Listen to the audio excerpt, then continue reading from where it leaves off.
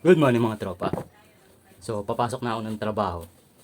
So, suot na tayong sapatos. Pero habang ginagawa ko to, magkukwento muna ako. Kung naka-follow kayo kay Tito Nami. So, isa rin siyang collector, businessman, at the same time, seller din ng laruan. So, naka-follow ako sa kanya kasi ang galing eh. Ang galing niya. Comedy. So, yung personality niya, makulit. Kaya, finalo ko. Meron siyang sinabi na tumatak sa akin. Kasi bilang collector at the same time, reseller din ako ng laruan. Meron siyang sinabi na sabi ko, oo nga no.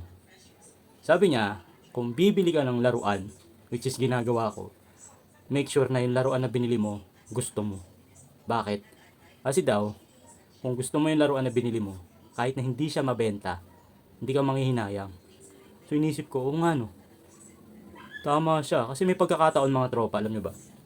May pagkakataon na bumibili ako ng laruan online, nagbabase ako sa presyo. For example, nagbenta yung isang reseller, tiningnan ko yung price, sabi ko mahal sa online pero benta niya mura lang so bibilin ko agad yun. Pero hindi ko iniisip na hindi ko naman gusto yung laruan na yun, hindi ko nga kilala eh. Alam niyo yun? So nangyari, pag tumagal yung laruan sa akin, tapos walang bumibili, parang nagigilty ako, nanginayang ako, sabi ko ba't binili ko to? Wala rin naman palang bibili. Parang ganun. Pero kung bibili mong laruan, yung gusto mo, for example, laruan nyo nung bata ka pa, kahit hindi siya mabili, walang problema. 'Di ba? Kasi gusto mo yung laruan na yun. 'Di ba? Galing.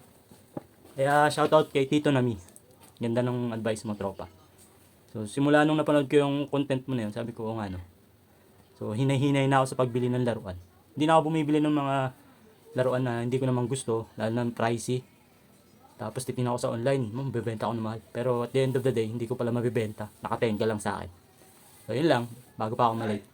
Buti pa si Tonton. Peace. Bye.